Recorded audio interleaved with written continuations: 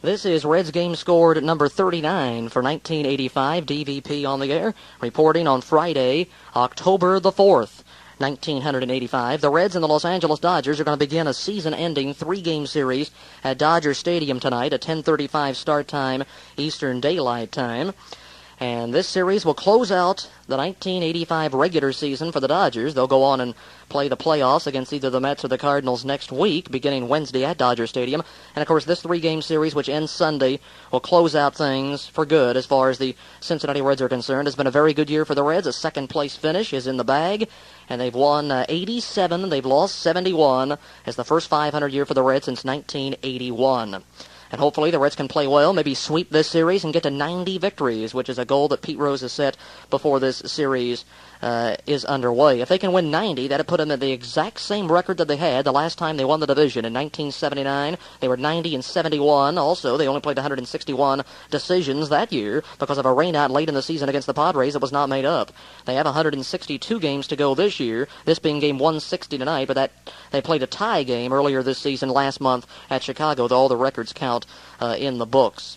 My last game scored was 2 days ago. The Reds are losing to San Diego at San Diego in the first of a two-game series, Game 3 of the season-ending three-city, seven-game road trip. Reds losing that one 5-4 to mathematically eliminate the Reds from contention. But it's nice to know that we weren't eliminated until the final few days of the season. Very, very good indeed. The Reds going all the way to October the 2nd, still in the running. The Dodgers winning that ball game against Atlanta that day, October 2, but that was academic because the Reds loss at San Diego put the Dodgers in the playoffs for the second time in the last 3 years.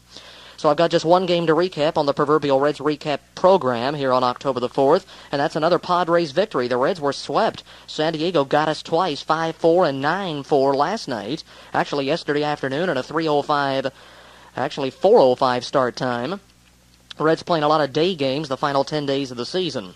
The date on that one would be Thursday, October the 3rd. The Padres 9, the Cincinnati Reds 4, as Andy Hawkins came up with his 18th win of the year and his first in his last 6 or 7 starts. He hadn't won in about a month and a half.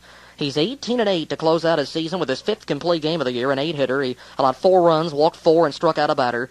So 18-game winner Andy Hawkins closes out on a flourish October 3rd. Jay Tibbs took the Reds' loss. He allowed 5 runs on 6 hits in 6 innings. He struck out a batter and walked 5. He closes out at 10-16, and that loss stopped a 4-game winning streak for Jay. He had not lost a game since the 26th of August against the Cardinals at home. He allowed only 3 earned runs, 2 of them unearned.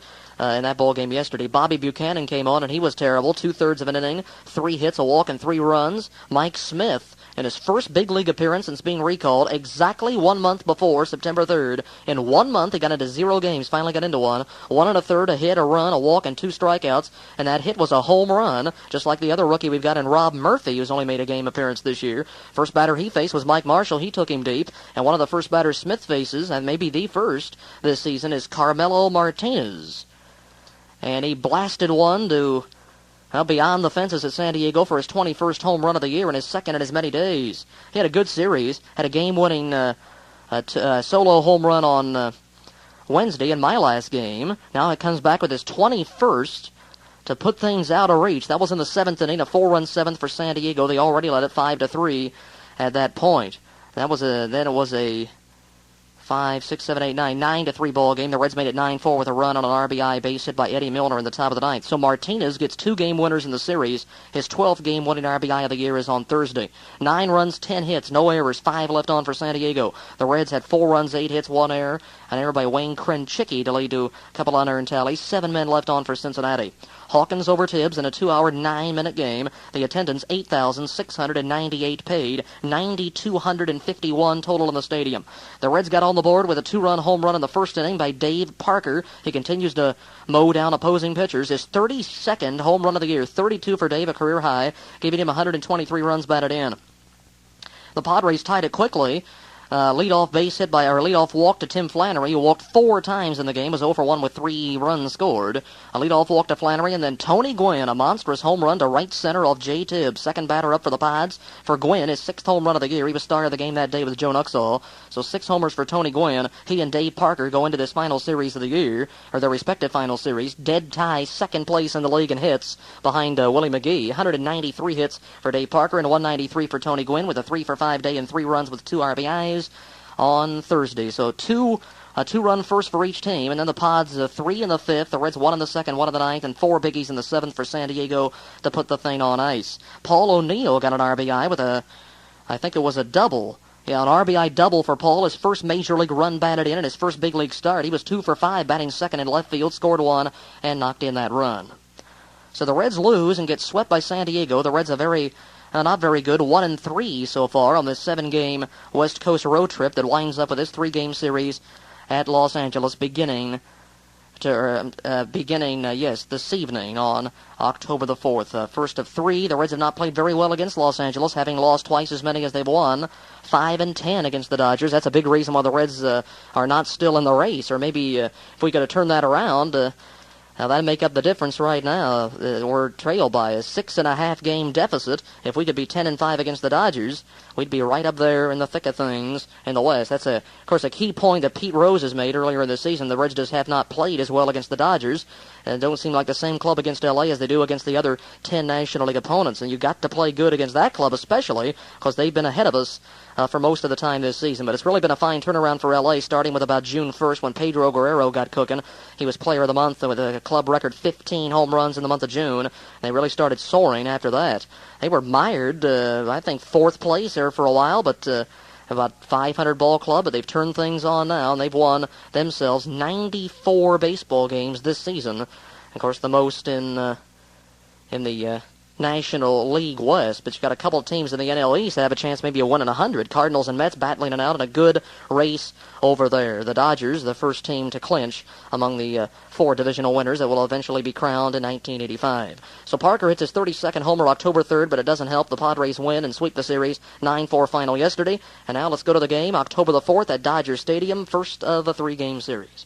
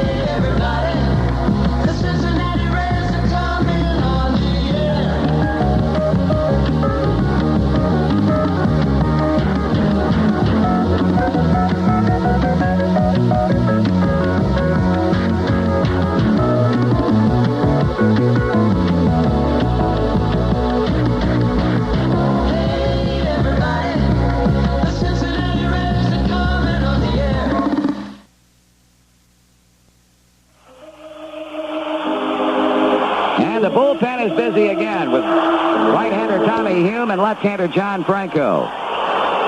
There's another Dodger rookie in Ralph Bryant, hitting .400, but has been up only 5 times with a couple of hits and a run batted in. Power stretches and throws, and Bryant takes it high and tight.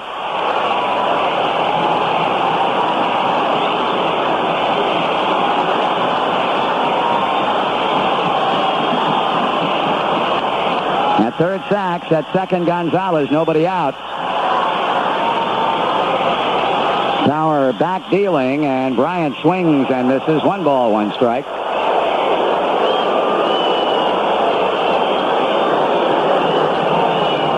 This youngster here, the Dodgers have very high hopes for. They feel like a little bit more maturity, and he's going to be able to come up here to the big leagues and put some impressive numbers on the board. He swings on this one and pops it up off third. It looks like Rowden will have a play near the Dodger dugout. He will, and it's 1 out.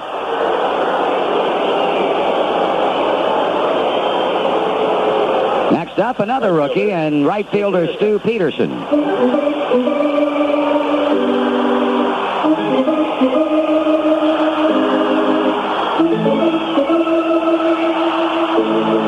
The University of Southern California. Peterson has been up 4 times and still looking for his first hit. 3 of those 4 at-bats have been in pinch hit situations. Left-handed batter. So Power third of the way home as he pops up Ralph Bryant and delivers to the left-handed batting Peterson, and this one is fouled away.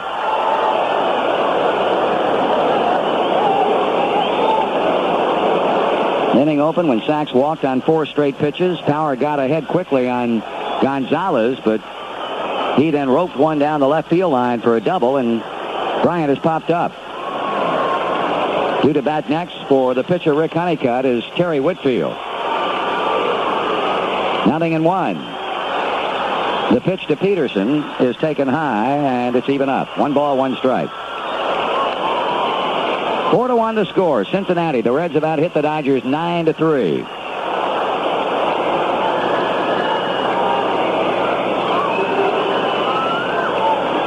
Give Peterson a lot of room in right center and also along the right field foul line. He hits this one in the air and hits it back into left center. Eric Davis drifting back, makes the catch. Runner tagging at third and coming in to score, and Gonzalez moves up to third. So Peterson with a sacrifice fly to left to make it 4-2. To be honest with you, that ball looked to be hit a lot better than it actually was. And Stu Peterson gets his first big league RBI on the sacrifice fly to left, and now it's Terry Whitfield. Attention, please, for the Dodgers. Batting for the catcher, Reyes. Number 45, Terry Whitfield. Whitfield batting for catcher Gil Reyes.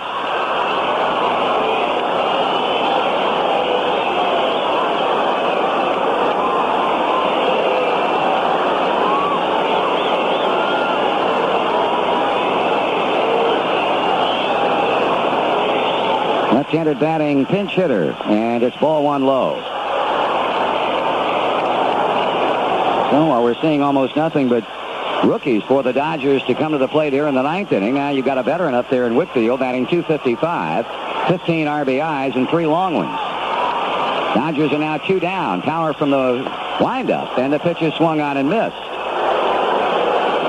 Interesting. Ted has been working totally out of the stretch for the longest kind of time this season, something that a lot of relief pitchers have taken a hold of, but now with a runner at third, 2 out, he's going from the windup. And that one is hit to center field. Milner is waiting on it, and this one belongs to the Reds. In the 9th inning, the Dodgers get a run on a hit and leave a runner. And the final score in the first of this season-ending 3-game series, the Reds 4, the Dodgers 2, and we'll be back in a moment. The Reds had 4 runs, 9 hits, and stranded 7. The Dodgers had 2 runs, only 3 hits, and they left 3 men on base. Credit to Wynn, to Stuper, he's 8-5. Credit Power with his 27 save, and pin the loss on Pena, his first decision of the season. Afternoon encounter here tomorrow, the middle game, a 4:05 start, when the Reds send out right-hander Ron Robinson seeking his 8th victory, and the mound opponent for the Dodgers will be a right-hander in Bob Welsh. He's 113. We'll have it for you beginning with the pregame shows on most of these same stations at 3:35. Again, the final score tonight in a game that took 2 hours and 18 minutes to play before a crowd of 44,984. The Reds 4 and the Dodgers 2. The Reds are victorious tonight for the 88th time in 1985, and we still have a chance at winning 90 ball games if we can sweep this series, and that would be the most wins since winning 90 in 1979. But however you cut it, even if we drop these last couple, it's going to be the best season in years for the Cincinnati Reds, and Pete Rose has had his club in contention almost all season, and they weren't eliminated until just a few days back. So the top 2 teams in the division going head-to-head in this final 3-game weekend series of this 85 season. First place Dodgers and the second place Reds. And Tommy Lasorda's LA team, of course, will continue to play for, well, at least 4 more games in that new best-of-7 championship series. They'll have the Cardinals coming in when those NL playoffs begin on Wednesday. So after Saturday's day game and Sunday's day game, the Dodgers have a couple of off days to prepare for the Cardinals. Very speedy ball club with some outstanding pitching. They've got 3 pitchers on that team that have won 18 ball games. So it's not only their running game and their fine hitting, they lead the league in team batting average, but also they can throw some fine pitchers at you. And of course the Dodgers can throw some fine ones also, and the likes of Oral Hershiser and Bobby Welch and Fernando Valenzuela and Jerry Royce. Go on down the line, and they got a fine crop of pitchers, but those Cardinals, an all-around good ball club, and I had them predicted last this season.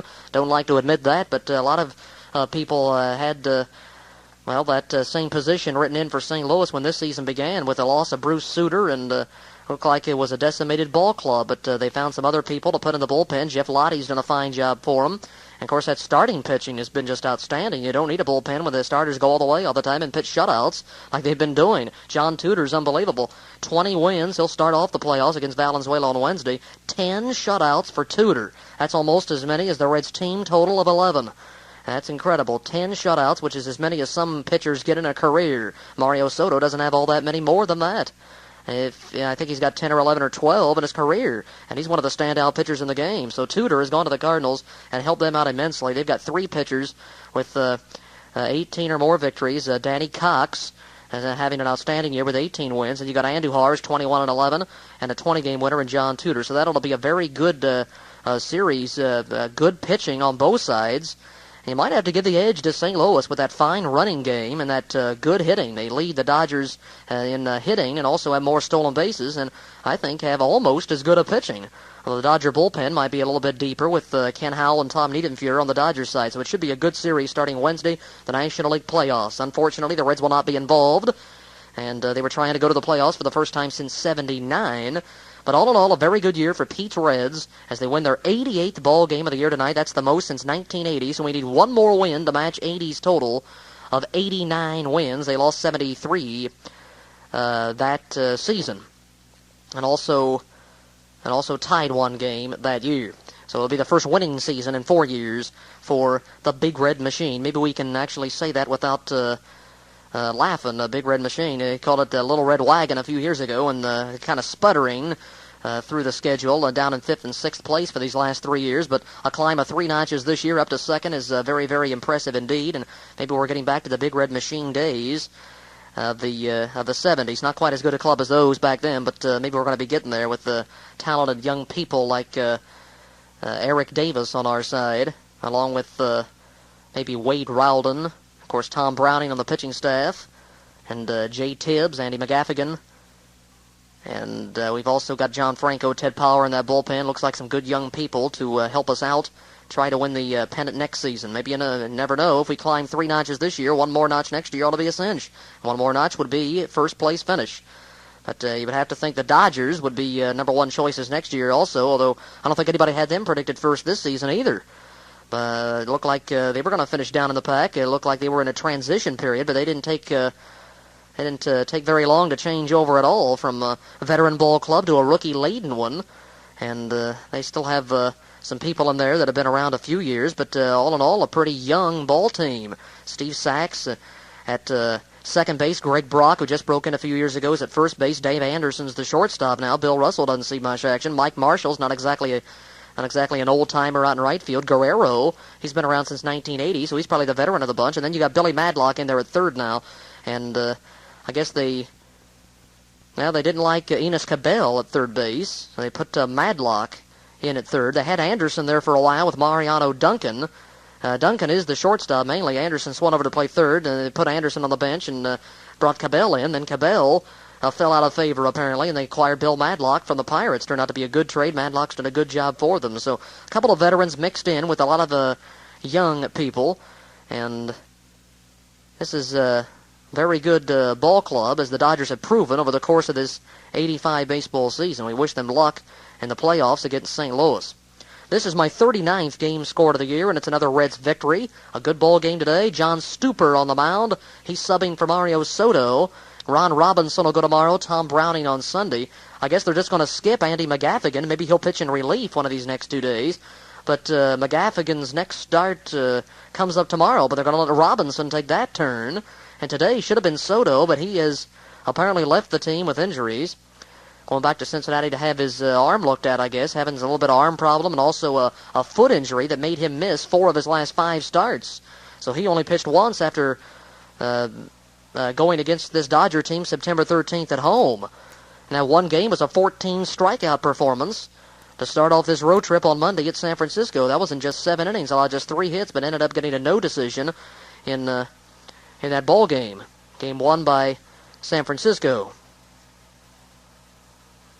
And so Soto will end up the year at 12-15 with about a 3.5 earned run average, a little bit worse than he had last season on the ERA, and much worse on the record. He was 18-7 last season, so it's kind of amazing with Soto pitching the way he did this year, going through a long losing streak, winning only a couple of games after mid-season, and finishing 3 games under 500. The Reds as a team well over 500. And it's kind of strange. Last year he was 11 over 500, and the team finished 22 under. If you would have turned Soto's record around to 15-12, the Reds would probably still be in the hunt against this Dodger team in the Western Division. Probably would not be eliminated yet, and maybe they'd have to go to the one-game playoff. Who knows? Or another thing that you look back on this season and think it might have been able to be a better one if the Reds could have played better against Los Angeles. If they could have split against L.A. coming into this series, the Reds no doubt would still be alive. Because that's just that many more games the Dodgers wouldn't have won, and we would have tacked on that many more victories. Instead of 5-10 for those 15, let's just say we were 7-8. 7-8, and that, well, it might still have kept us in the race, or 8-7 for 15, certainly would have had us still in contention, but the Reds just didn't play that well against L.A. this year. We've now lost 10 of 16. This is just the Reds' 6th win against the Dodgers, and only the 2nd at Dodger Stadium among the 7 games played there this season. So I guess maybe those are 2 key points to why the Reds fell just a little bit short this year of their ultimate goal of winning the West. Soto's bad, struggling season at 12-15, and a 6-10 record, or 5-10 coming in against Los Angeles. So we were 5-10 against them when we were still in the running. This is the first game against them since the Reds have been eliminated, so that's not good at all. Losing twice as many as we won against the Dodgers, that really hurt us and eliminated any chance we had of catching them, really. That's the worst record we've got against any West team. We finished 11-7 against a couple of our rivals, the Astros and the Braves, whom we had not played well against at all the last few years. My 39th game is a win, as I was about to say. My record goes up to 7 over 500. This is my most wins that I've scored since 1981. 23 wins and 16 losses, a .590 winning percentage, .590. Lifetime, 244 wins and 177 losses for 421 Red games, 430 games overall, with the 9 not involving Cincinnati. Lifetime winning percentage of .580. 1-1 in October is my record. I finished out September at 5-3, and against the Dodgers with 1 to go, 1 win and 3 losses. This is the first win against them after 3 successive defeats earlier in the season. So 39 games in the books and 1 more to come. A couple of days from now, my final game, which will be the last day of the year at Dodger Stadium to wrap up this series. As I say, the most wins that I've scored with the Reds since 81. In 81, I was 24-10 in that split season, an outstanding percentage. But then the next year, the Reds started, of course, to falter, not just a little bit, but all the way. They went from first, in essence, to dead last in one season.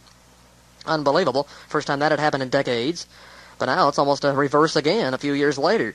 We were in the valley, and now we're going up toward the summit again, I guess, because they went from 66-42 to 61-101, if you can believe that. And in that season, I won 20 of those 61, scored 20 of those 61 wins. The next year was 19 victories, 83. Last year I scored 22 wins, and this season beats them all 23-16, with still a chance of 1 more win to be put down in the log for this season. This stops a brief 1-game slide. The Reds have now won 4 of my last 5 and 6 of the last 8, so we're closing out fairly strong, as I did last year, winning 4 in a row and 8 of 9 in September to close out that 84 season, which wasn't too bad in my games, but not too good for Roses and Raps Reds. They finished 5th. Of course, well down in the pack behind the first place San Diego. And this year we're going to beat out the Padres by at least 1 notch. They're probably going to finish 3rd, and we're going to beat them out by, some 5 or 6 games in the standings after finishing 22 behind them last year. So Padres kind of crumbled this season, as you can tell.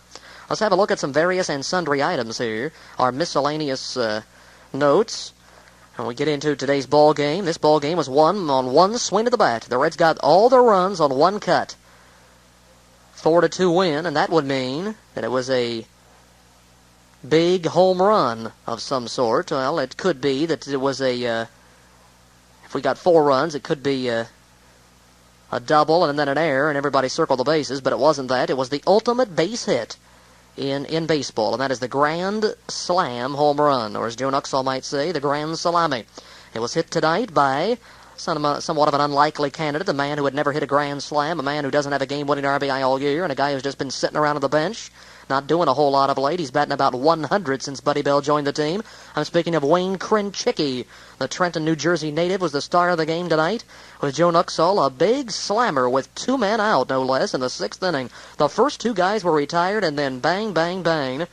We loaded up the bases, and then the big bang as Wayne Krenchicki lit up Alejandro Pena, used in relief for the first time in a long time tonight. Just his 2nd appearance of the year. He's been hurt almost all year.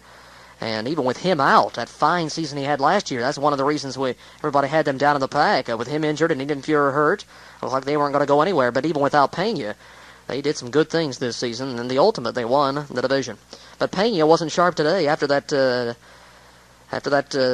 6th inning in which he got the first 2 outs. A single, double, and then a walk, and then a big circuit swat by Krenchicki. Highlight on that is coming up. So that's another grand slam for the Reds. That's the 6th that they've hit this year, and I'll have more on that a little bit later on. I love to talk about the grand slams, and we can talk about them again. Seems like I'm always talking about a slammer. I have scored 2 of the last 3. One by Dave Parker last month, and this one by Chicky. It's the 3rd grand slam hit inside the last month since September the 7th. We've had 3. That's not bad to close out the year with that many slams. That's probably the most in the league this season. The Reds have had just 2 slams hit against them. They've both been hit off Tom Browning, one by Brian Dayette of the Cubs, the other by Kurt Bavacqua of San Diego. I heard Marty say we had only 2 slams, and the stat sheet I have says 2, but seem to remember another one that Jeff Leonard hit. Maybe I'm wrong. I thought the Giants' Jeff Leonard cracked one out. Maybe it was only a 3-run homer. That was in a game that he hit for the cycle, and he had a home run to cap off that big day, but it was in a Giants loss, unfortunately for him. But it could have possibly been a 3-run homer, but the Reds have out grand slammed the opponent. But as far as home runs overall, the Reds have been out homered by a count of 131 to 110. The Reds have been out homered in 5 straight games. 4-9-0 for the Reds, 2-3-0 for Los Angeles, the totals. The umpires for this game behind the plate was Terry Tata. At first base, Jerry Crawford. At second base, Jerry Davis. And at third base, Harry Wendelstedt. This is one of my favorite crews. Don't get a whole lot of arguments with these guys. They've been around quite a while, although Crawford and Davis are still fairly young in the world of Major League umpiring. Crawford, the son of Shag Crawford, former big league umpire, he's been around for about 6 years, and Jerry Davis has been around 2 or 3 seasons. But Tata and Wendelstedt are a couple of veterans. Wendelstedt's been around for about 23 seasons now. I kind of like the fact that all their first names kind of fit together there. You've got Terry, Jerry, and Harry working home first, second, and third. Couple of Jerrys, a Terry, and one Harry at third base. The game was underway 2 minutes late, almost 3 minutes. 10:37 is the start time as I clocked it. And the game was played in fairly warm conditions. Kind of hot for this time of the year, early autumn, but out there in California you get the warmer weather than you do in the Midwest. 95 degrees today in Los Angeles. Sunny conditions, very pleasant evening. Low tonight, going down to 70 degrees. Let's have a look at some Reds streaks right now. The Reds have won. Well, they don't have any kind of a winning streak alive. This snaps, in fact, a 2-game losing streak. Their longest losing streak since September 3rd and 4th, when they lost back-to-back games against the Cardinals in St. Louis. It's kind of interesting. The Reds had not lost 2 straight in over 1 month. Or exactly 1 month. And they have not lost 3 straight games since the middle of August, when they lost 4 in a row.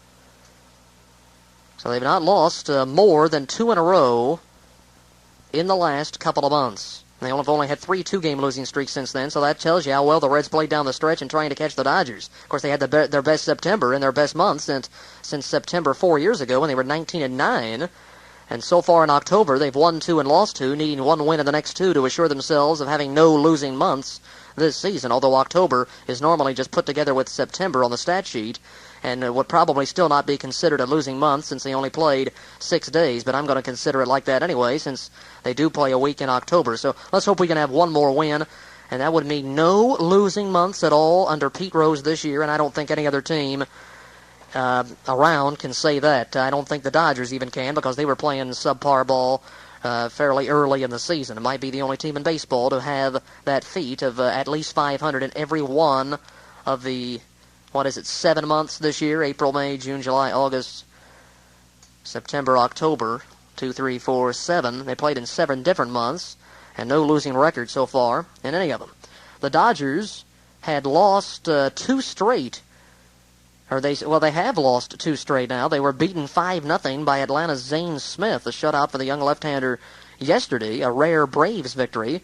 And they were beaten today by the Reds. In fact, they were held without a run for 17 2/3 consecutive innings until Mike Marshall took care of things with a long ball in the 7th inning of this game, because they were shut out for 6 2/3 today by the Reds pitching, and were shut out over the full 9 by Zane Smith last night. So a 2-game losing streak for L.A., but it's all academic. They'll still go to the playoffs, but they'd like to have some momentum going in, I'm sure. So they would like a couple of wins, final 2 games of this series. The Dodgers have still won 2 of 4 and 9 of their last 13 games. The Reds have lost 2 of 3, 3 of 5, but they have won 6 of 9, 8 of 12, and 14 of their last 19. It was Fernando Valenzuela going for the Dodgers tonight, the left-hander making his 22nd lifetime appearance against the Reds, and he's going out there for the 5th time against us this season.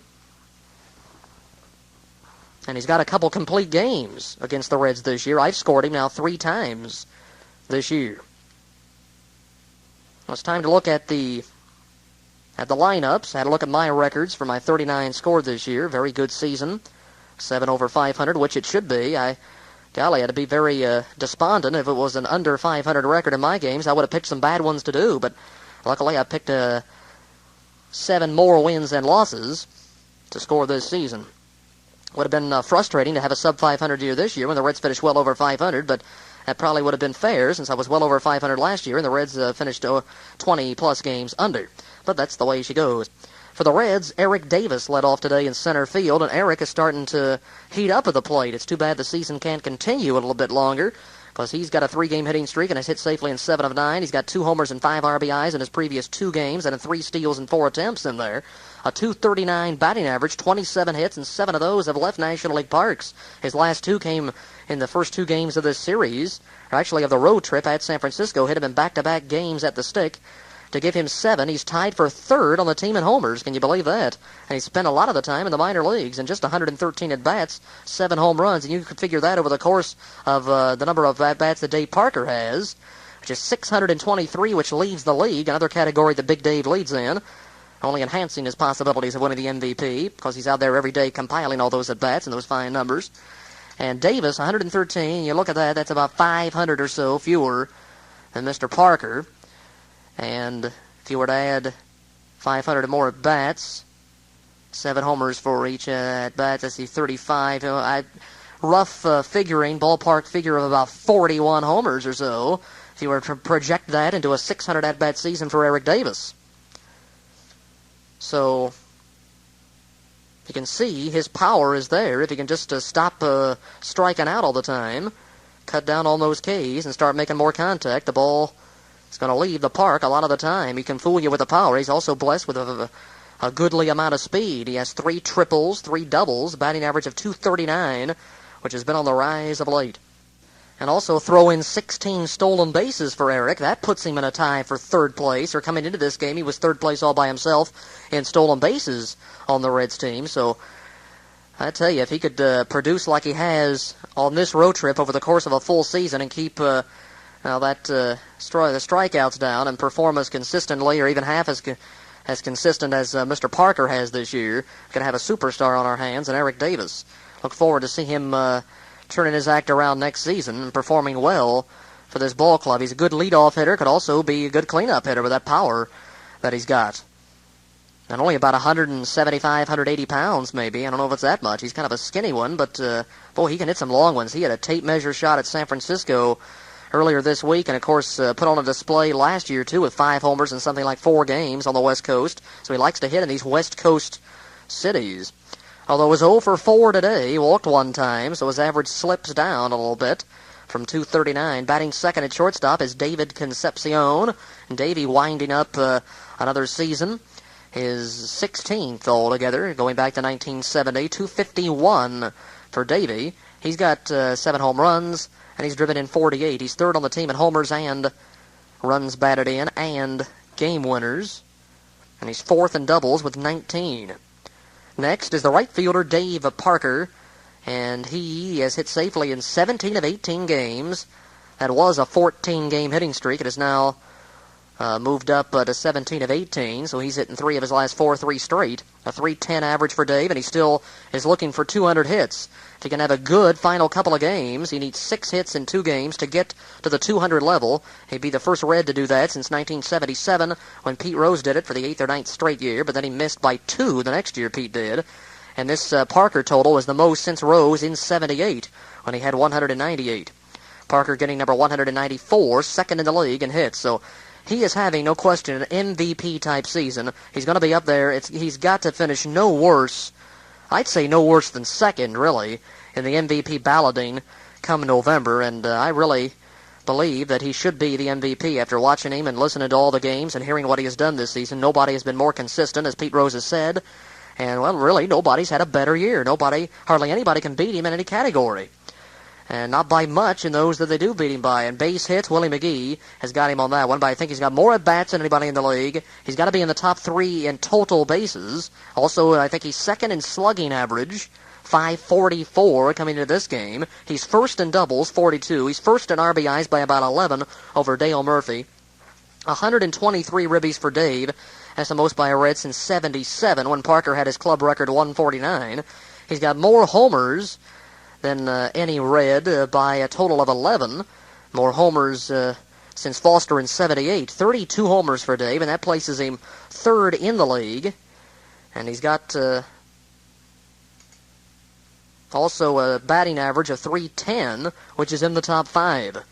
So overall, when all things are considered, every aspect there, average home runs, and the game winners as well, which is 17 second in the league, well, nobody has had really a better year than Dave. And without Parker, to show you how valuable he is, take Parker out of there, and you're taking away 32 of our 110 home runs, and you're taking away about 20% of our runs batted in, and 17 game winners, which leads the team by 8. So you take him out of there, and the Reds would probably be 4th place right now, so that's how valuable he's been. And isn't that what an MVP is supposed to be? The person that wins the MVP is the most valuable player for, well, it is for the league, but of course is for his team as well. Who has meant the most to his club is probably how you should look at it. Who has been the most valuable for his team, and Parker certainly has for his Reds this season. And I guess we have to start lobbying for Parker as MVP. And he's going to be the Reds MVP for the 2nd straight year. He did it with that .285 average, 16 homers and 94 RBIs last year, and he's bettered all those numbers many times over this season. Well, he hasn't doubled. He has doubled homers, exactly, but he hasn't quite doubled RBIs. He's got 29 more runs batted in than last season, and last year was a darn good one for him. So we just hope that we can have our first Reds MVP since George Foster, 1977, and he was our 3rd in a row. Morgan had won it the previous 2 years. And, of course, Parker then won it in 78. So you had Morgan, Foster, and Parker, and it turns out Parker's now a Red. He did it as a Pirate some 7 years ago. He might have another one for himself this season. Hitting cleanup at first base is Tony Perez. Tony's finishing off his 21st Major League season. And he's had some good numbers in limited playing time. 326 on his average. He's been over 300 every day of this season because he got a hit his first time up this year, and I don't think he's dropped below 300 since then. Unless he went 0 for his next 3, which would put him at 250, and I don't think he did. I know he got a hit his first time up. Just a couple of weeks into the season, I was wondering if he was ever going to play. They finally got him in, and he's produced with a 326 average, 5 homers, and 32 runs batted in. Outstanding. And he's starting against all of the left-handers. And we understand that Dennis Powell is going to go on Sunday for the Dodgers, and Rose will be in the lineup. For the first time this year, he'll start against a lefty, but apparently won't play tomorrow. But Pete wants one more game in there. He wants to play in one more game before the year ends, so he'll play Sunday. Hitting 5th in left field is Nick Esaski. And Nick is having a good year, too, 257 with 21 homers and a total of 66 RBIs.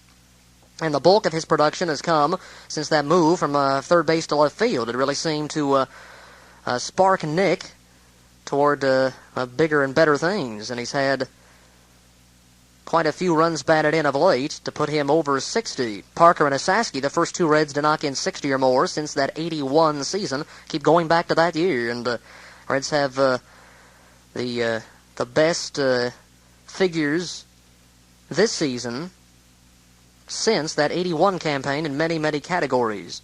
Esaski's 66 RBIs, a career high. He's also chipped in with 9 game winners. And he's hitting 260 right now because he had a 2-hit day today. Hitting 6th at second base, Ron Oster. He's checking in at 298. It's a shame if he can't hit 300 after being up there most of the year. He needs a couple of good games to do that. 153 hits for Ron this season. He's a bit of a mini slump right now. 1 homer and 34 runs batted in. Dave Van Gorder is next behind the plate. He checks in at 245, 2 homers, and total of 24 RBIs. Batting 8th at third base, getting his first start of the year, is Wade Rowden. And Wade, the former White Sox farmhand, batting nothing. He's 0 for 3. And a couple of costly errors in that one game, the only game he played in the field earlier on that last homestand. He cost us a game against the Braves with 2 throwing errors. But today, he played flawlessly afield, as did everybody else in the ballgame. A total of 34 players in this one, no errors.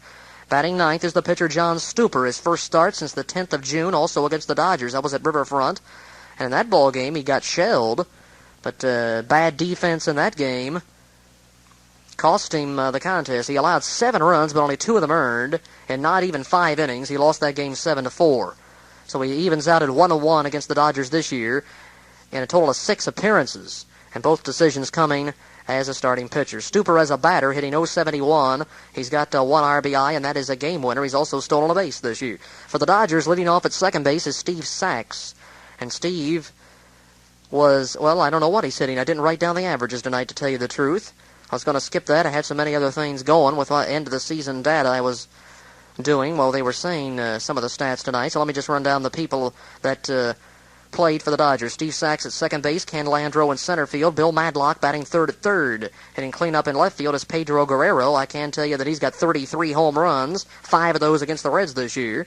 And that ties a Los Angeles club record. The post-Brooklyn Dodger days, that is. It's a Los Angeles record. Let's say that's a Dodgers West Coast record for most home runs in a season. That ties Steve Garvey's mark of 33 that he set in 1977. So Pedro, if he can hit one more homer, would have the record all by himself. Let's hope the Reds can force him to settle for a tie this year. Batting 5th in right field is Mike Marshall. He's got 27 homers, added to that today. Batting 6th, the catcher Mike Scioscia. Hitting 7th at first base, Greg Brock. And Dave Anderson at shortstop batting 8th. And Fernando Valenzuela, the pitcher, in the number 9 position. A couple of other loose ends to take care of here. Pete Rose wasn't in the lineup today, so I didn't have an opportunity to say his numbers, but I want to say something about him here. His RBI total was off, as it turned out, for a few games. He was not given an RBI that he justly deserved in a ball game in September at Atlanta, a game in which the Reds scored 9 in the 9th inning. And during that 9-run ninth, Rose came up with the bases loaded. The batter before Dave Parker hit a grand slam home run, the last slam hit before tonight. And Rose reached on catcher's interference. The catcher for Atlanta, Larry Owen, tipping Rose's bat, and he got first base and a run scored. According to the rules, he gets an RBI on that play, but the official score didn't give it to him. I wrote into the Reds and tried to get an explanation as to why he wasn't given that RBI, and it turns out that they have corrected it now. I received a letter from the Reds' assistant publicity director, John Browdy, and he explained the ruling and why Rose's RBI was not given because the score was incorrect. I'll have more on this when I continue on side B. I'm running out of room now. We'll talk further about Pete Rose's RBI mistake and also this day in Reds history, and to look at this ball game, a replay of the big grand slam coming up. I'll get to it. Hang in there. I'll continue on side B. I'll see you. Hello there once again, listeners. Welcome to Side B of my 39th and next to last game scored for 1985. This was game 160 for the Reds with 2 still to play. I'll score one of those 2 on Sunday to finish out with my goal of 40 games scored for this season. We hope for a win behind Tom Browning on Sunday, and we got a win tonight behind John Stuper, a bit of an unexpected starter. I had some stats written up for Soto against the Dodgers, had to trash those, or I could have saved him really, I guess, for next year. and found out that Soto worked 4 or 5 games against L.A. this year, was ready to add to that. But we had to instead write up stats on John Stuper against Los Angeles, and he pitched very well tonight at Dodger Stadium, a 1-hit shutout for 6 innings. Ended up getting his 3rd consecutive win and just his 2nd lifetime win against the Dodgers. His only other win against L.A. came as a Cardinal. Of course, he was obtained by the Reds from St. Louis September of last year for Paul Householder. He beat the Dodgers at L.A., where they played tonight, on August the 30th of 1982 in Stuper's rookie season. Had a good year that year. I think he won 12 games, helped the Cardinals to the championship that year. Of course, they're going again this season. As it turns out, they've clinched at least a tie for the National League East, and they'll be going, no question, to the playoffs. No, they have clinched the Eastern Division today, and they'll be playing the Dodgers on Wednesday. Of course, Stuper, being a former Cardinal, did play in postseason activity in 1982. In fact, won a playoff game, and I think he won a World Series game as well against Milwaukee. And he beat the Dodgers in August of 82 by a score of 3-2, and ironically was matched up with a pitcher that he hooked up with tonight, Fernando, and Valenzuela took that 3-2 loss that season, that ball game back in 1982, and now he finally gets another win against the Dodgers. And I'll get to this ball game in just a moment after some more ramblings here. I was talking about Pete Rose's missed run batted in. I had to clear this up. I guess I want to reach around and pat myself on the back or something, but I did write in to I wondered why Rose wasn't given the RBI, because it's spelled out right there. I think it's Rule 10.14 or something. It's in the official scorers rules section of the official baseball rules book published by the Sporting News. I've got that 85 edition, so I know that it was in effect this year. And I looked it up, and right there under runs batted in, under the first rule for RBIs, a player is given an RBI, of course, whenever he bats in a run with a base hit, and also they list the other conditions where you can get an RBI on a fielder's choice grounder, etc. And they also list on a bases-loaded walk when the batter becomes a runner by means of, when a batter becomes a runner with the bases loaded by means of a walk, a hit batsman, or the case of interference. They mention it specifically, interference or obstruction, which is exactly what happened, as I explained on Side A, a game on September the 19th at Atlanta in the 9th inning during a 9-run ninth, and a Reds 15-5 win over Atlanta. That's the biggest run game the Reds have had this year, most they've scored. And in that ninth, they did not give Rose that RBI. They gave him one RBI for an earlier RBI single, but not for the catcher's interference call, and he should definitely have gotten it. Here's a letter I got from John Browdy, Reds Assistant Publicity Director, dated October the 2nd. Dear sir, thank you for your letter regarding the Reds game in Atlanta last month. You are right. Pete does get an RBI for reaching on catcher's interference with the bases loaded. The official score in Atlanta was incorrect. After receiving your letter, I checked into the matter and then confirmed the rule and the game situation with the official NL statisticians, who in turn corrected Pete's RBI total. They upgraded it from 45 to 46, but I had the other totals in my books all along. I gave it to him right away. I thought sure that it would be corrected before them. I waited about 10 days to write in, thinking that somebody was going to correct this. I think even if I hadn't wrote, they would have probably seen the mistake. I think the Elias Sports Bureau, which computes all these figures for the AL and the NL during the season, I think they go over it with a fine-tooth comb at season's end and make sure they've got all the incongruencies or any mistakes or the little faux pas that might have occurred during the season. They got to work all those out and make sure everything balances out correctly too.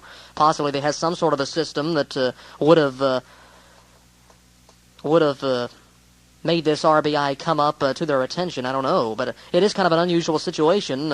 Although Marty Brenneman said on the radio he gets no RBI, maybe that's because the official score said it over the loudspeaker to them. But Marty immediately said after he had reached on the catcher's interference that he would not get an RBI. But I was shaking my head back and forth, knowing that wasn't right. And really, I knew it wasn't correct because it happened in a game I did earlier, back in 1983. Rich Gale, of all people, the pitcher Rich Gale, then with the Reds, reached on catcher's interference with the sacks loaded, just like Rose last month. That was in a game at Houston in April of '83, and they immediately gave him the RBI then. They looked it up in the book quickly and did credit him with the RBI, although not initially, but they eventually did look it up and say, yes, that is an RBI. But it's treated just the same as a bases-loaded walk, and I remembered that from a couple of years ago for some reason, and happened to remember it, that Gale was given an RBI in that situation 2 years ago, so at least they got it corrected. That's the the main thing. I was worried that my records were all going to be wrong, and the official version was going to be 45 RBIs for Pete, although I knew it was incorrect, but I still would probably had to revert back to the official yet incorrect version, so I thought I'd write in and see what the deal was, and turns out I guess I helped Rose out to an extra run batted in. His 46th of the year, so that clears that controversy up. And the last edition of the Sporting News still has him with the incorrect version. I guess they didn't check into it in time to have it corrected in the Sporting News, but latest edition of USA Today and the Elias Sports figures are in there, and they do have Rose's figure updated at 46.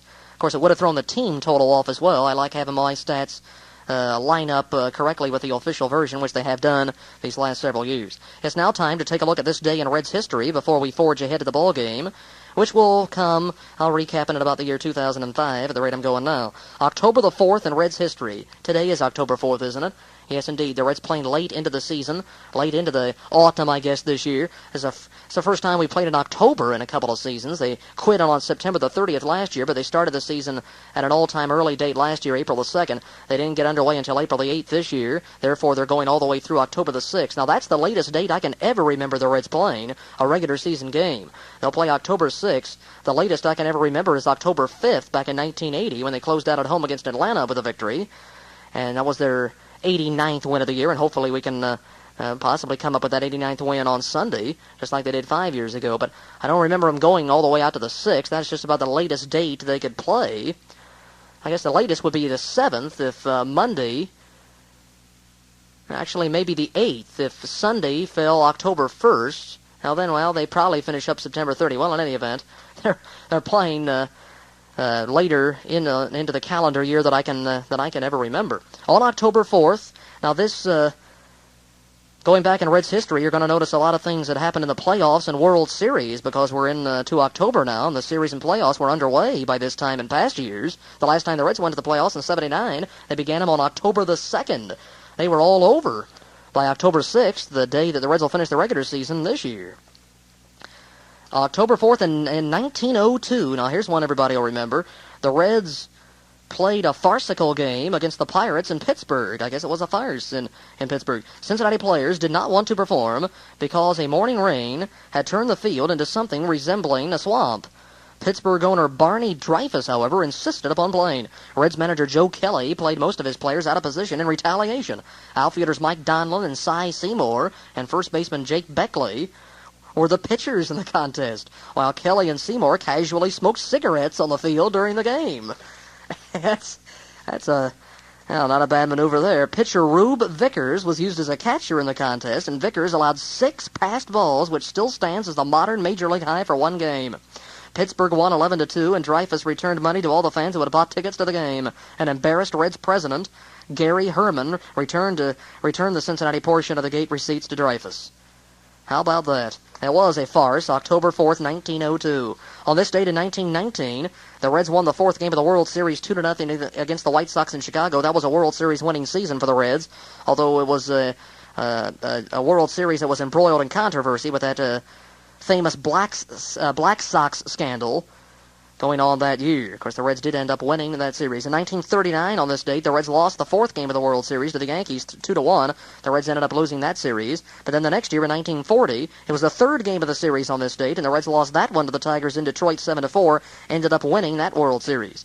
In 1951, on this date, the Reds traded an outfielder by the name of Bobby Usher, along with catcher Johnny Premisa, to the Cubs in exchange for Smokey Burgess, who became one of the all-time great pinch hitters for the Reds, and outfielder Bob Borkowski also in that trade. On this date in 1961, another World Series game was played.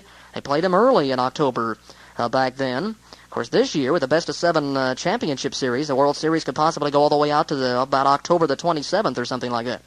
The Reds lost the first game of the World Series 2-0 on this date in 61 to the Yankees in New York. The Reds ended up losing that series big to the Yankees in either 4 or 5 games.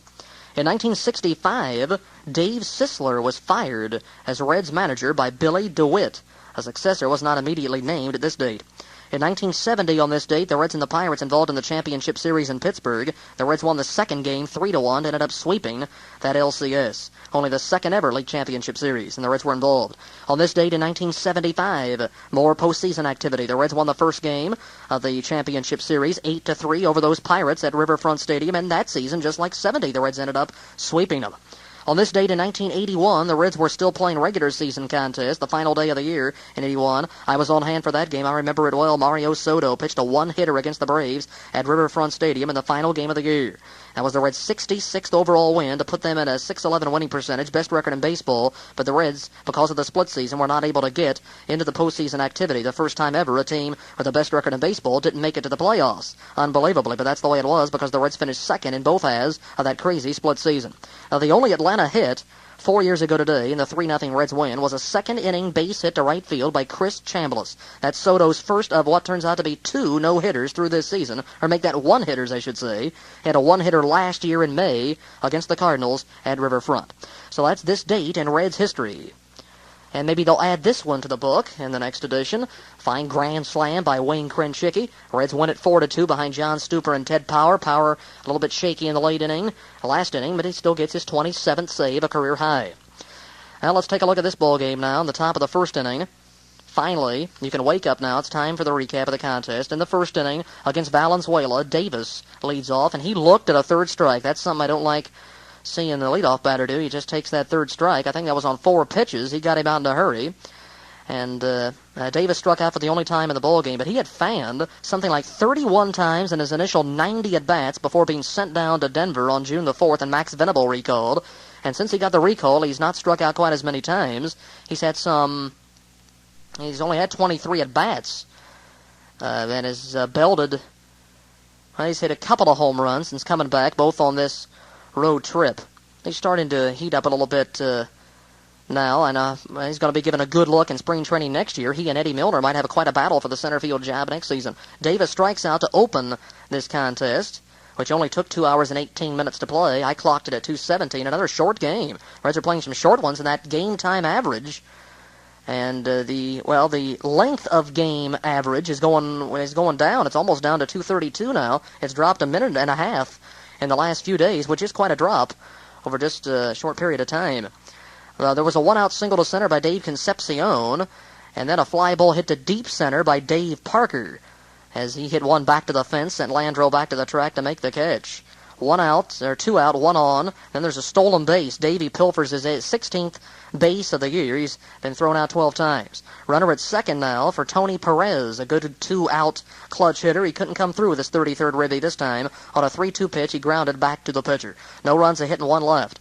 In the Dodger half of the first inning, they're out in order against Stuper. He faced the minimum amount of batters through 4 innings, had a no-hitter for 4 1/3 until Marshall singled. He had 2 of their 3 hits, Marshall did, in this game tonight.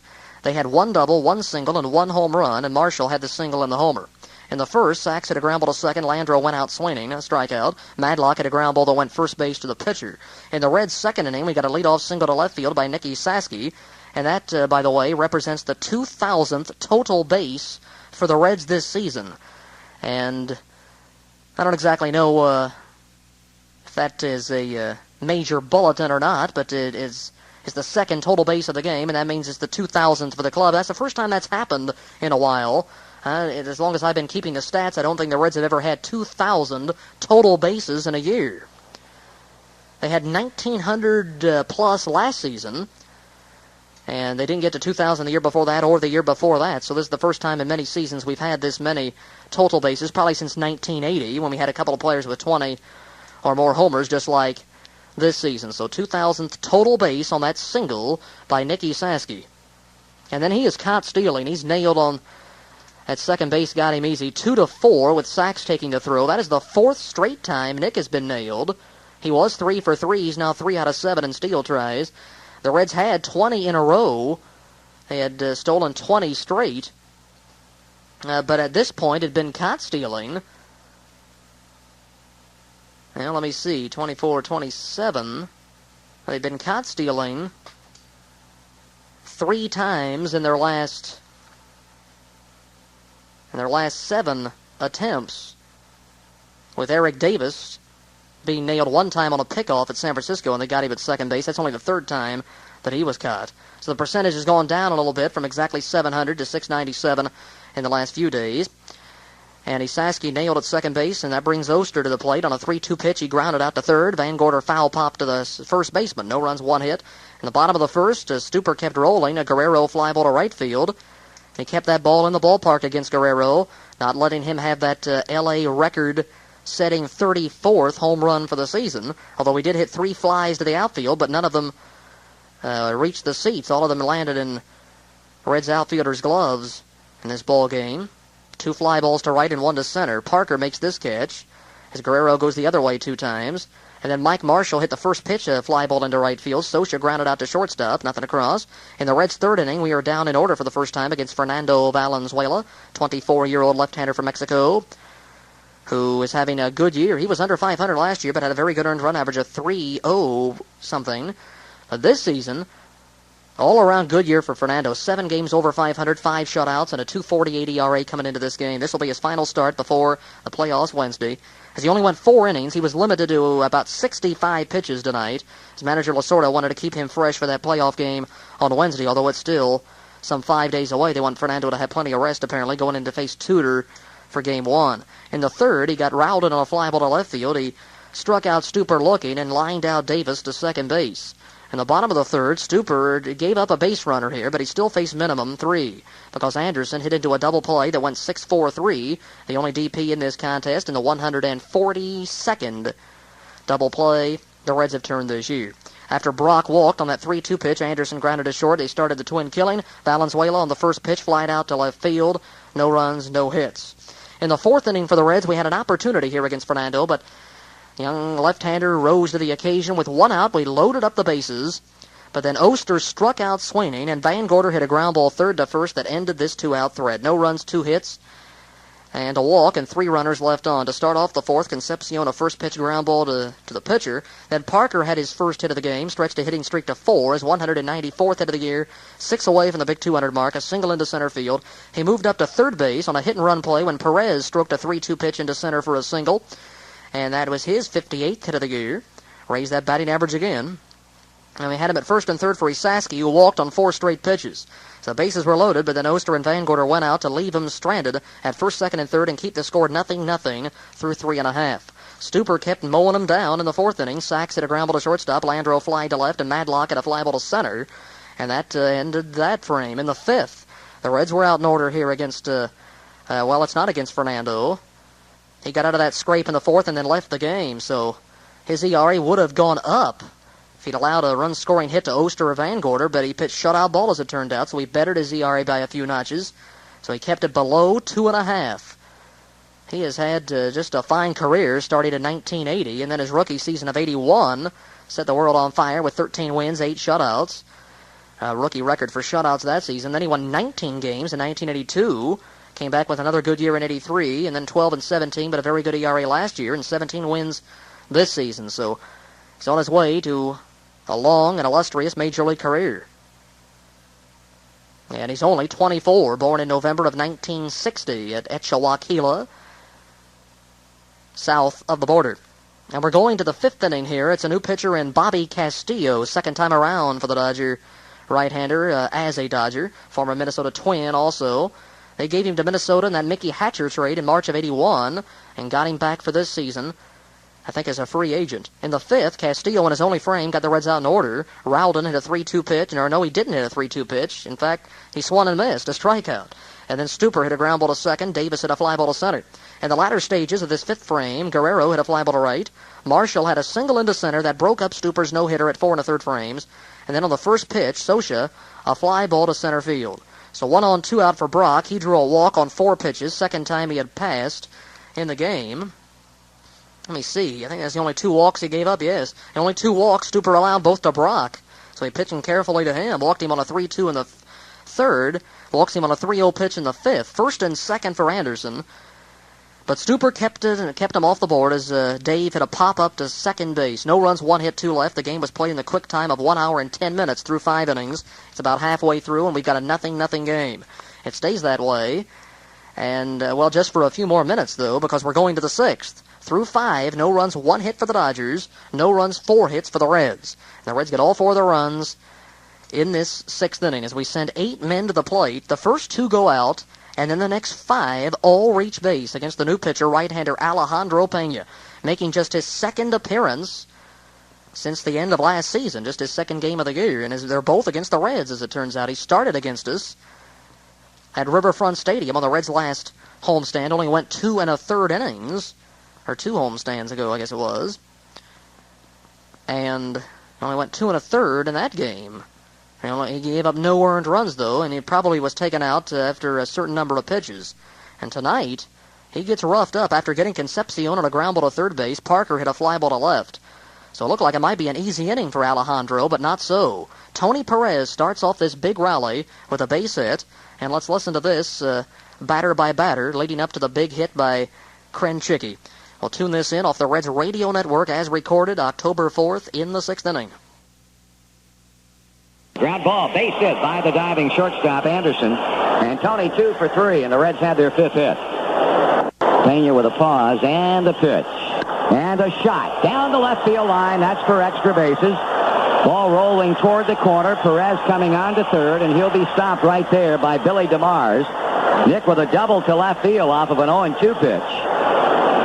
And now it'll be Ron Oster with a 2nd straight shot at getting his club on the board. He struck out in the 4th inning with 1 out and the bases loaded, but facing a different pitcher now rather than Valenzuela, it's Pena.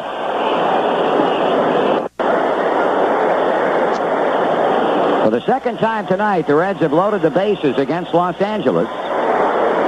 And this time, Pete's going to his bench. Krenchicki hitting .269, 21 RBIs, 3 home runs, and really has not been that good a pinch hitter. He's had only 4 and 30 times up. The 2-1 on the way, and it is ball 3 inside.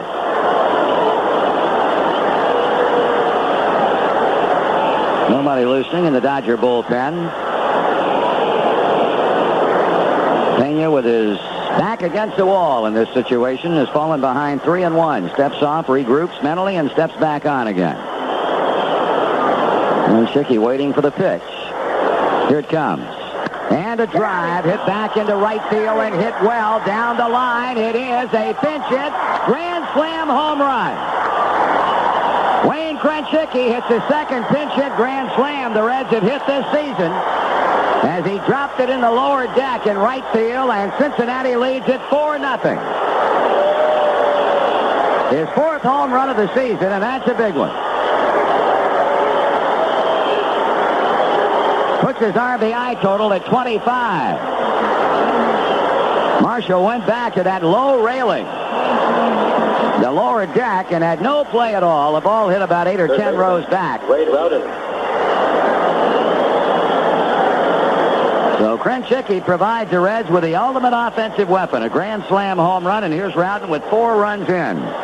He swings and lines one over second. That's going to drop for a base hit. That's the first career grand slam for Krenchicki. And as we mentioned, the second pinch hit grand slam the Reds have hit this season. Tony Perez hit one at Riverfront back early in the year against Philadelphia left-hander Dave Rucker.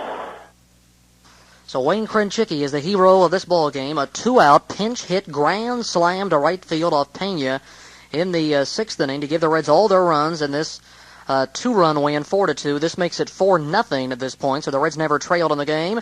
That means this is a game-winning slammer, just like the other pinch hit grand slam. As Marty said, Perez hit one May 13th against Rucker. That was on a 3-2 pitch after he fouled off several pitches. This was on a 3-1 pitch. Krenchicki goes deep just over the right field low fence.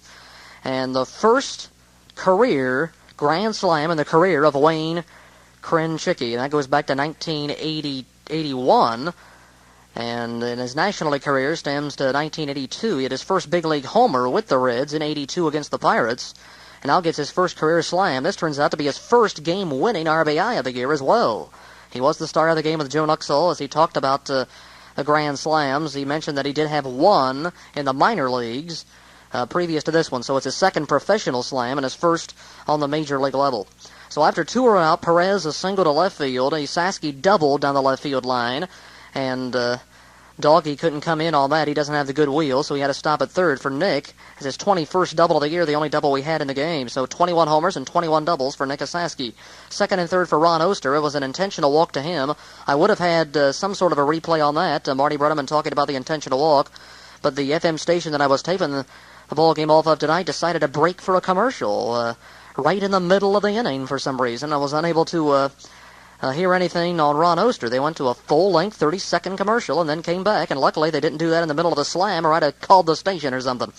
That's ridiculous. This station is a wont to do that on occasion, not exactly like WLW in professionalism. I don't know what's the matter with them. Sometimes they'll cut off the game in midpoint and go to something else, and sometimes they won't put on the post-game shows. That's some of the reason I don't get scores and comments a lot of the times on these night games. Oh, well, there's always something to gripe about, I guess. But I said I was going to have it batter by batter. We missed that intentional walk, which was, of course, a key to the slam. Otherwise, the bases wouldn't have been loaded. So they decided to walk Oster to get to Van Gorder, where they take him down, and Pete Rose looked like a genius here as he sends up lefty swinging Wayne Krenchicki, who had only been batting, I don't know how low it was. Let's see, 4 out of 30. So he wasn't even hitting 200 as a pinch hitter this season. 4 for 30 would be 2 for 15. Yes, well, that'd be way under 200 with 2 previous RBIs and no homers as a pinch hitter. He had walked 7 times, though, and almost walked for an 8th time as a pinch hitter, which would have given him an RBI, but he decides to hit the ball out instead. His 5th pinch hit of the year, his first home run as a pinch hitter, of course, is his 2nd pinch hit slam for the Reds this season among the 4 that they've had. That matches last year's total of pinch home runs. 33 RBIs now for Reds pinch hitters, and 21 hits in the last 63 pinch at bats, which is better than a 300 average. The Reds now batting an even 250 as pinch hitters with this 1-for-1, and not too bad. 80 total bases for pinch hitters, and of course 16 of those on the 4 homers. So now 6 RBIs as a pinch hitter for Krenchicki among his total of 25 for the year, and it turns out to be the 6th game-winning RBI for Reds pinch hitters this season. I think that's a decade high in the 80s, because last year we had 5, and a couple of years ago we had 5. So big home run, pinch hit grand slam game winner for Krenchicki as a pinch hitter for Dave Van Gorder. My, oh my, Rose proved to be right on the money in sending Krenchicki up there instead of maybe Max Venable, who was not used in the game. He's our number 1 pinch hitter. He's 13 out of 34 with 4 RBIs and a couple of game winners himself. But he decides to go with Wayne, and he hits the ball out. And with 2 out, too, and nothing going on, we got something going and win the game right here. Then on the first pitch, as you heard, Rowden had a single into right field. That's his first hit of the year. That's his 3rd major league hit. He was 2 for 7 last season after a call-up. Then Stuper struck out Sweeney, the 8th batter to hit in the inning. 4 runs on 4 hits. Had a couple of singles, a double, a grand slammer, a walk, and a strikeout in there. No errors, 1 runner left on. So that's a big frame for the Reds. They've had a lot of innings of over 4 runs, or 4 runs or more this year. And a whole ton of those. Of course, a couple of 9-run innings and a 10-run inning this year. They've had a patent, I guess, on the big inning this season. In the bottom of the 6th inning, Stuper's final frame, he gets Baylor, who has entered the game at third base. That was as Pena, actually as Castillo came in. They made the double switch, and Baylor batting 9th at third. He had a ground ball to shortstop, and then Sachs had a ground ball to second, Landreau a fly ball to center. So Stuper went out in a flourish, retiring to the final 4 batters that he faced.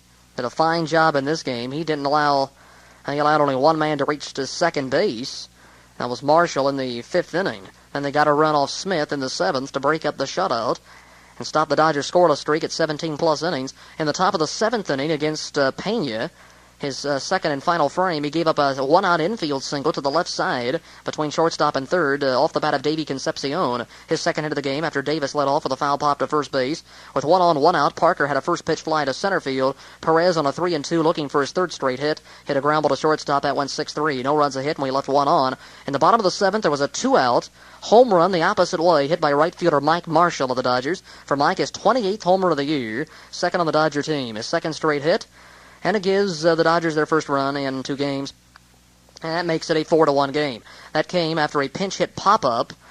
Jay Johnstone batting for Pena. The veteran Johnstone in his 2nd tour with the Dodgers, like Castillo, hit a pop-up to second base. He's a former Cub, former Padre, used to be with the Angels, the White Sox, the Phillies, the Yankees. Man, he's been around. He pops one up to second. He's known as one of the flakier individuals in Major League Baseball, especially when he was with the Cubs. He was always on WGN saying something wacky on the TV, and now he's with the Dodgers this year. Was injured almost all season, has come back and hasn't done a whole lot. I don't think he's even hitting 200. He popped one up to second here. He broke his bat on that ball, and then Guerrero hit a fly ball to center, so he shut him down 3 at-bats, and then Marshall hit the home run. Socha popped up fair to first base, 1 run, 1 hit, none are left. And now we go to the 8th inning. It's another pitcher. It's their 4th pitcher of the game. Valenzuela Castillo-Pena, now left-hander Rick Honeycutt. He goes the final 2 innings. Normally a starter, as he makes a rare relief outing. It's just his 6th relief appearance of the season. He got the Reds out in order in the 8th and retired 6 of the 7 he faced. Esaski had a fly ball to right field. Oster on the first pitch grounded to shortstop Anderson. And then Van Gorder. No, it's not Van Gorder. He's out of the game. Bilardello batting 8th and catching. He had a ground ball to first base. That's his first at-bat in a while. Just his 2nd at-bat since being recalled in September from Denver. He's now 17 for 102 on the year, with 1 extra base hit, that being a home run. So he's not done much this season after being slated as the number 1 catcher this year. He was the opening day catcher against the Expos, and it's the same fate that he suffered through last season. He was the opening day catcher, then sent down in midseason, and then brought back up, just like this year. He grounded out first unassisted to end the 8th inning. In the bottom of the 8th, it is Mike Smith on the mound. Smith pitched the 7th as well. This is his 2nd appearance on the road trip. Mike gave up that 2-out homer to Mike Marshall.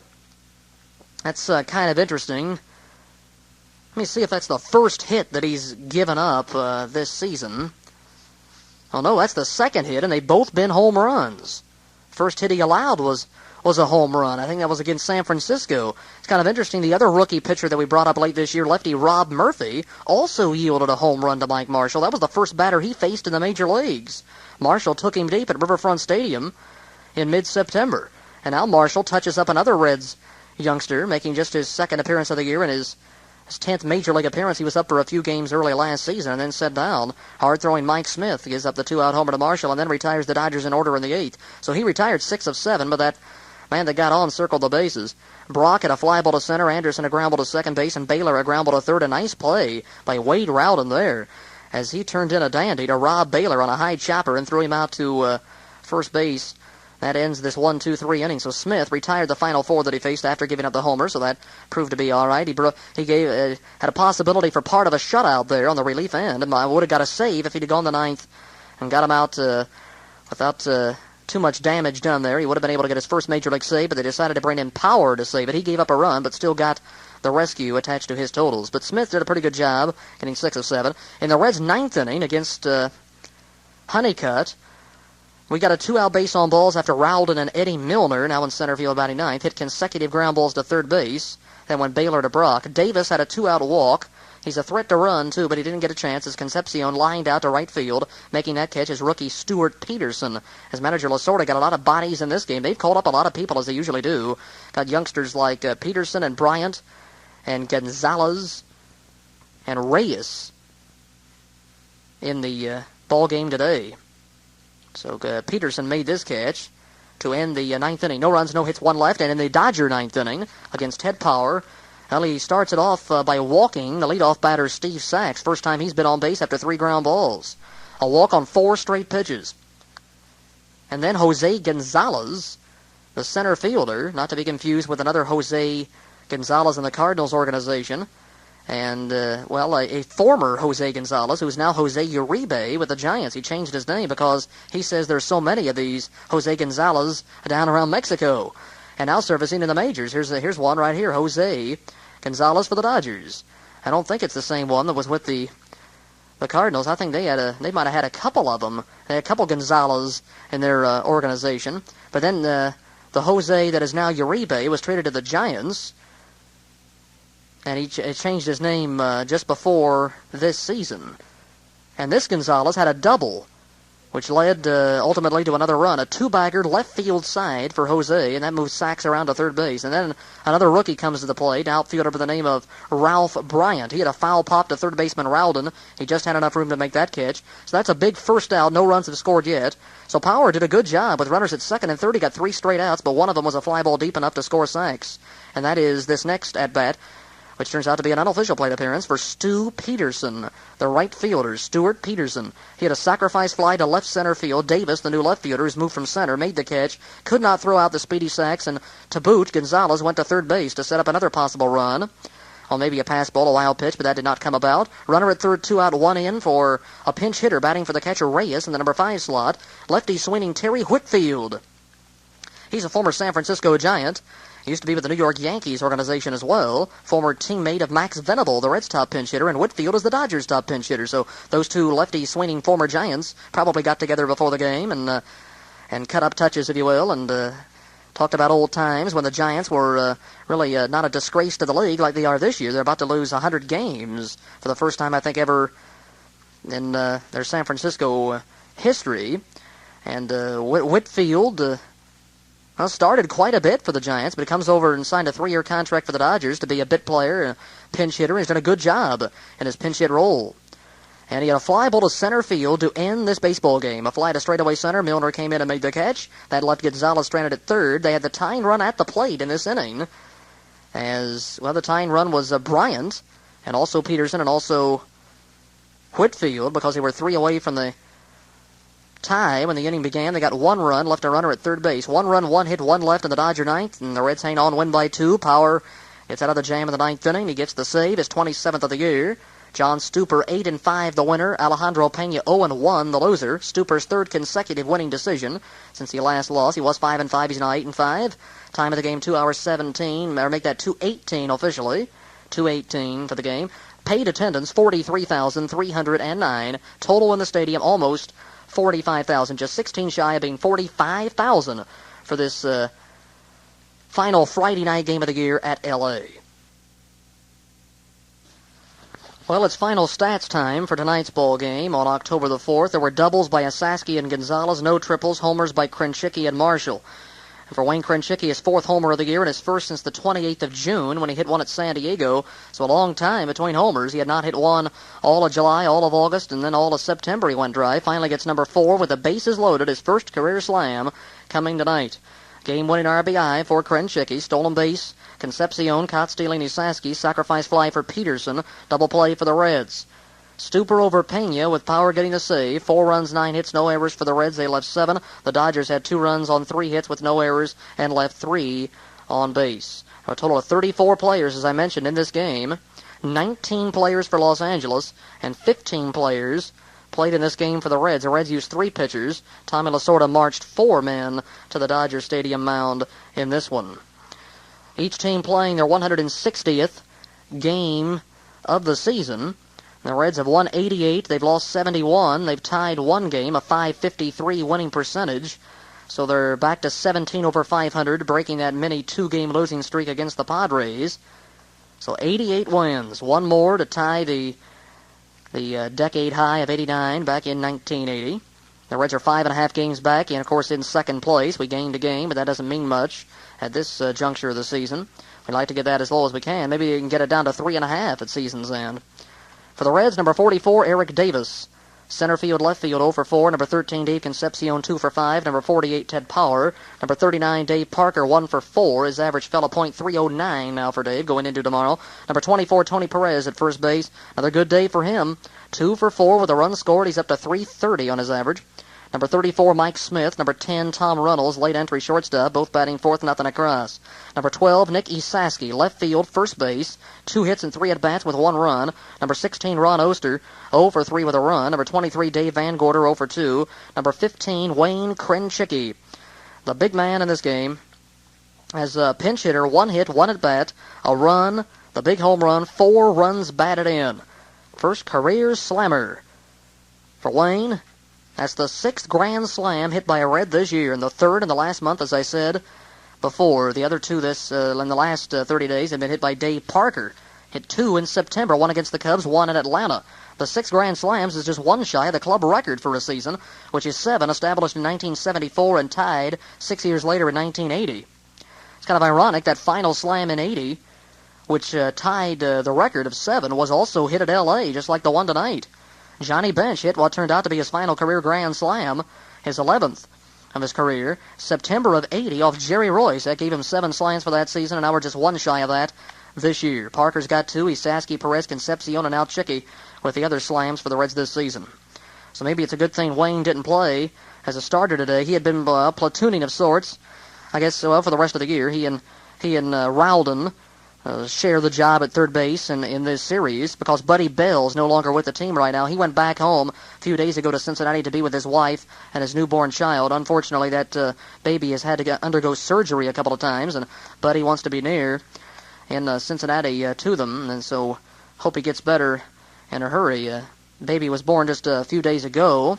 He's already had quite an ordeal to go through, so general manager of the Reds, Bill Burgish, and manager Pete Rose decided to let Bell go back and be with his family in Cincinnati, so he'll take the rest of the year off as far as playing baseball. .219 average for Buddy this year, but good job in run production. 6 homers and 36 RBI since coming to the Reds July the 19th. So Krenchicki on the bench, and Rowden gets the start. Maybe it's a good thing it wasn't the other way around because Chicky was available to pinch hit in any situation in the game, and he came up to bat for Van Gorder and ripped one out off Pena. Number 11, Dan Bellardello, late entry behind the plate, 0 for 1. Number 17, Wade Rowden, 1 for 4. Number 42, John Stuper, 0 for 3. Number 20, Ed Milner in center field, 0 for 1. The Reds had 35 at-bats, 4 runs, 9 hits, 4 RBIs. For the Dodgers, they've lost now 66, but they've won 94. That puts them 18 over the 500 mark for a very good .588 winning percentage. They're in first place by 5.5. Number 3, Steve Sachs, 0 for 3 with a run. Number 44, Ken Landreau was 0 for 3. Also hitting second, number 47, Jose Gonzalez in center field, 1 for 1.